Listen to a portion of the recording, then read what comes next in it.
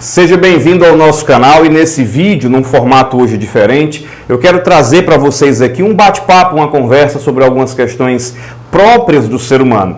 A gente tem percebido que com o caos que nós estamos vivendo, já 2 anos e lá vai pedrada de pandemia e agora a ameaça de uma terceira guerra mundial, enfim, são questões que as pessoas têm ficado cada vez mais preocupadas e muitos pararam a sua vida de alguma maneira ou modificaram completamente a sua forma de trabalhar, de ter relacionamento com as pessoas. Nós tivemos aí durante muito tempo a ascensão de um processo digital e de repente tudo isso começa a ser tirado no sentido de voltarmos a ter relacionamentos com as pessoas. Os adolescentes têm sido extremamente afetados com tudo isso também. Tá? Para quem não sabe aqui, para quem não me conhece, eu também sou professor e eu observo essa realidade também nas instituições em que eu ensino, essa dificuldade de relacionamento das pessoas depois de terem passado mais de 2 anos aí de confinamento de alguma maneira. Até mesmo a utilização das máscaras que nós temos hoje em dia dificulta o reconhecimento das expressões humanas. E a gente tem dificuldade cada vez mais de entender o que o outro está pensando, o que o outro está querendo nos dizer de alguma maneira, sabe, de tentar compreender o ponto de vista do outro, simplesmente porque nós, ao longo desse tempo, perdemos um pouco desse contato. E aí, a humanidade hoje tem buscado desesperadamente pelo autoconhecimento. E aqui eu quero te firmar uma questão muito importante desde já. Aquela pessoa que não sabe quem ela é, que não sabe quais são os seus valores, a sua forma de pensar, desconsiderando as influências externas, né? Porque muitas vezes também a gente tem uma forma de pensar não baseado naquilo que tem dentro da gente, mas baseado naquilo que tem nas pessoas, baseado naquilo que as pessoas querem que a gente pense a partir dos conceitos que elas têm.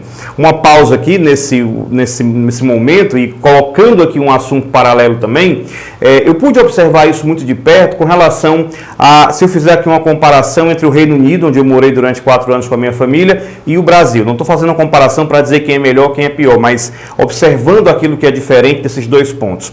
A gente observa que no Brasil as pessoas têm uma preocupação muito grande em dar satisfação da sua vida de alguma maneira, tá? Enquanto que lá não, as pessoas não têm essa preocupação em dar satisfação, elas simplesmente têm o seu objetivo em mente e são respeitadas por isso. E nesse contexto, o que é que isso toca a nossa vida e qual é a mensagem que eu quero te trazer aqui no vídeo aqui do nosso canal? É que quando você tem que dar satisfação, pelo menos psicologicamente, você acredita que tem que dar satisfação para alguém, você começa a viver uma vida meio fake. Uma vida onde a gente tem que postar sempre o nosso melhor momento, a gente tem que estar passando para as pessoas sempre aquilo que há de melhor na nossa vida, e isso traz um estresse. As redes sociais hoje em dia, e que teve o seu uso muito ampliado aí durante a pandemia, essas redes sociais trazem aquele estresse da gente sempre ter que estar postando uma foto feliz, uma foto sorrindo, uma conquista, né? Aqueles pequenos vídeos que mostram compras de carro, de viagens. E aí as pessoas acabam se perdendo um pouco da sua própria identidade, não entendendo mais sobre o seu processo de autoconhecimento, porque elas não vivem a vida que elas querem ter. Elas vivem a vida que os outros colocam para você como ideal, ou aquela vida que você quer mostrar, e não aquilo que é real dentro do seu íntimo. E a coragem de romper com isso, a coragem de deixar tudo isso de lado para viver aquilo que realmente é a tua meta, ela só pode ser alcançada quando você conhece quem você é de fato. E aí, mais uma vez, eu bato na mesma tecla. A importância da gente conhecer quem a gente é, sem dar satisfação para ninguém. Não é que essa sua identidade vá romper com padrões sociais de maneira alguma, de forma alguma. Isso não é obstante do respeito. Mas isso é importante para que a gente possa se posicionar da melhor maneira para a gente mesmo e para as outras pessoas. Que eu tenho certeza que as pessoas vão ter uma relação muito melhor comigo, com o João Paulo real, do que com o João Paulo projetado por elas. E assim funciona para você também. Uma outra coisa que também é muito importante é a questão de fortalecer o propósito. Durante essa pandemia, mais uma vez, e durante tudo que está acontecendo economicamente no nosso país, as pessoas não têm mais buscado fazer aquilo que é o sonho delas, prosperar, né, da maneira que é a sua autorrealização, como está lá na pirâmide de Maslow, por exemplo. Mas elas têm buscado sobreviver de alguma maneira. Então, muita gente não está fazendo aquilo que ama fazer. Está fazendo aquilo que dá retorno, aquilo que põe dinheiro em casa, aquilo que faz com que as contas sejam pagas. E aí, existe uma grande perda também da identidade, porque quando eu deixo de fazer o que eu amo para fazer o que eu devo fazer e aquilo não está ligado ao coração, não está ligado àquilo que você ama, então a gente se perde um pouco também, e um pouco desse desequilíbrio interior, ele começa a acontecer na gente de maneira mais gradativa, digamos assim, de maneira a ampliar com o tempo. E por isso que a gente vai tendo um grau de insatisfação maior. Pode ser que você agora esteja se identificando com tudo isso, e eu peço desde já, deixe aí nos comentários para que a gente possa discutir aqui ao longo do tempo. Então, as pessoas podem perguntar para mim agora, o que eu faço para sair dessa? Primeiramente, é buscar de fato qual é a tua real identidade, né? Buscar com todo o afinco qual é realmente o teu propósito de vida. E é isso vai ser respondido com você aos poucos. Por exemplo, o que é que você gostava muito de fazer quando era criança? O que é que você sonha em fazer? O que é que quando você olha alguém fazendo, você fica babando ali, meu Deus, eu queria estar naquele lugar? Porque no fundo a gente acaba descobrindo. Nossa essência acaba se manifestando nas mínimas coisas, né? Se você, por exemplo, é uma pessoa que gosta de cuidar de pessoas, mas no momento está dentro de um escritório cuidando de papelada, pode ser que a sua área de busca por aquilo que vai ser o teu propósito seja relacionado a trabalhar com pessoas. Pode ser que seja relacionado a trabalhar com os recursos humanos, digamos assim, não com os recursos de Excel, de planilhas. Então é interessante que a gente pouco a pouco vá se descobrindo. É aquilo que traz um prazer para o nosso cérebro, tá?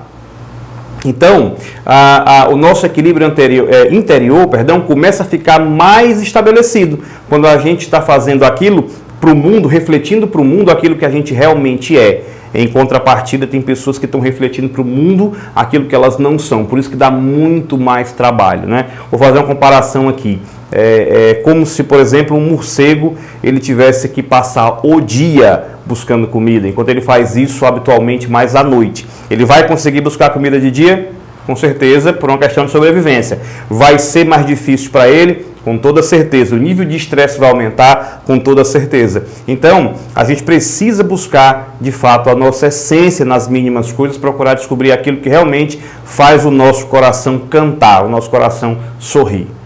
A pandemia e os tempos que a gente tem vivido atualmente também, porque a gente não aguenta mais falar sobre a pandemia, não aguenta mais nem pensar na possibilidade de estar isolado, né? Porque isso tira a nossa capacidade de relacionamento, mas temos que refletir sobre isso. Então, uma coisa que ela forçou muito na gente a ter foi a questão do equilíbrio emocional. E para isso, para ter esse maior equilíbrio, a gente acabou precisando desenvolver mais a nossa inteligência emocional, tá?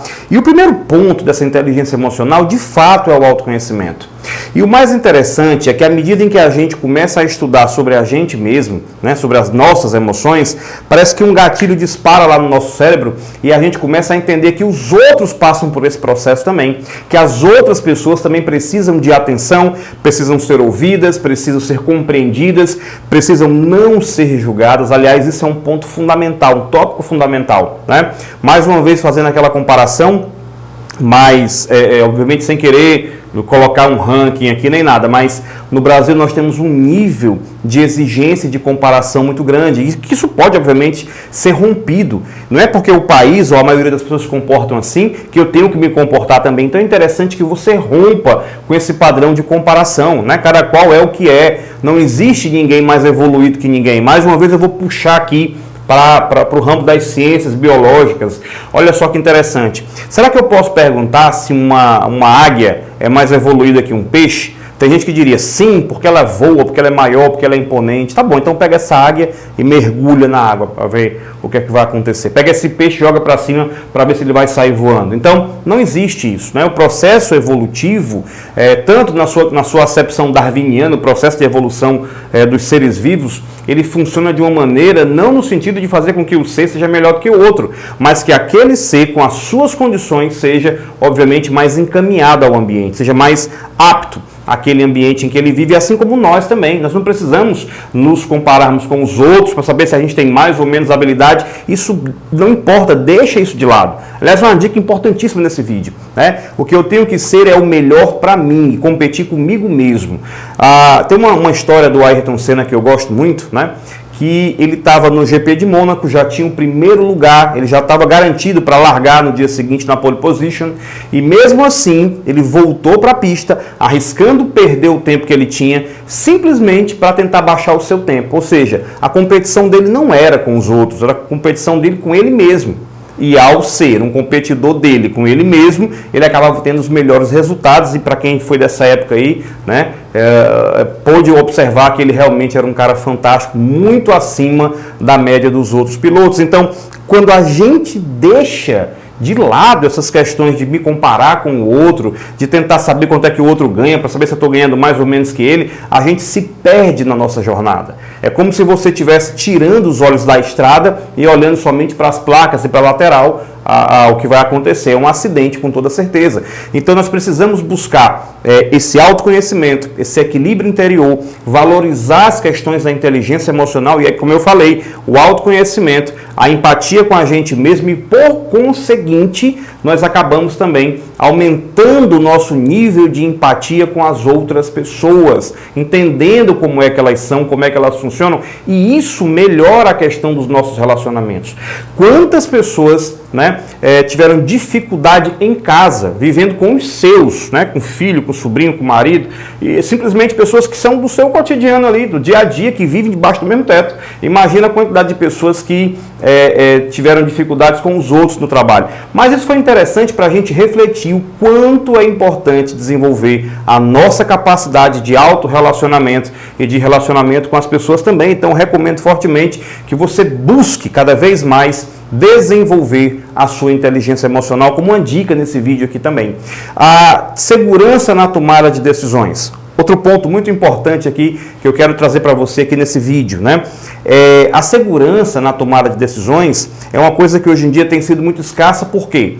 Porque existem milhões de opiniões. Digamos que eu queira comprar, sei lá, um telefone. Então eu quero comprar um celular, aí eu vou entrar lá no site de pesquisa e vai ter várias opiniões, né, sobre aquele produto. E se eu for ficar lendo uma e outra, eu vou acabar não comprando, eu vou acabar não entendendo qual é a melhor opção para mim. E aí é que está a grande questão, né? Nessa tomada de decisão, eu preciso entender o seguinte: esse telefone resolve o meu problema de ligar, de receber e-mail, de falar com as pessoas, de me comunicar, de fazer um vídeo, enfim, resolve o meu problema? Ok, resolve. Então eu não preciso ter o melhor modelo, eu não preciso que ele seja o mais caro nem o mais barato, nem eu preciso ir pela cabeça de todo mundo, porque todo mundo vai ter uma opinião contrária. E a gente precisa sair da questão também dessa polaridade de opiniões. Eu posso ter uma opinião intermediária. É o que está acontecendo hoje no Brasil com a política e acaba se refletindo até mesmo nas nossas conversas de família. Tá? Onde a pessoa diz assim: eu vou votar no candidato X, e o outro fala que vai votar no candidato Y. E aí começa um bate-boca, tá? Porque um quer mandar na opinião do outro, isso não está certo, e também não pode surgir aquela pessoa que tem uma opinião intermediária e dizer: eu não vou votar em nenhum dos dois. Tá? E não é porque eu não vou votar nesse que eu sou esse. Não é porque eu não vou tomar um posicionamento por uma questão que eu sou a favor de uma outra questão. Isso não está certo também.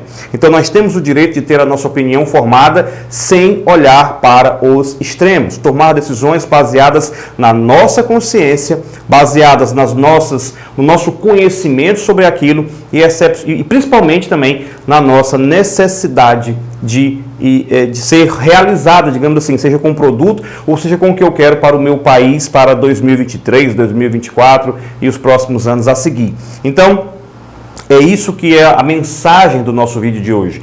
Isso que é interessante a gente desenvolver cada vez mais. Foi por isso que durante todo o tempo que eu estive fora do Brasil, durante essa jornada, digamos assim, no exterior, eu desenvolvi um treinamento chamado Life Academy. Um treinamento onde eu procurava juntar tudo que fosse importante para o ser humano, que estava, por exemplo, presente nos meus seminários, nos meus treinamentos, nos meus atendimentos 1 a 1, quer fossem presenciais ou online, atendo pessoas do mundo inteiro, e eu juntei tudo aquilo que é mais importante para as pessoas, baseados na experiência de estar com elas, de entender a cabeça dessas pessoas, e coloquei no Life Academy, onde eu ministro esse treinamento com muita precisão para quem precisa realmente de mudança de vida. Então, eu quero te dar uma dica também dentro desse vídeo. Vou deixar aqui embaixo na descrição desse vídeo, o link para que você conheça o Life Academy. Você vai ver um vídeo lá com 12 princípios de mudança, um vídeo fundamental gravado para você que busca realmente uma mudança de vida. E lá você vai encontrar tudo isso e vai entender o programa desse curso. E aí você decide por uma mudança de vida.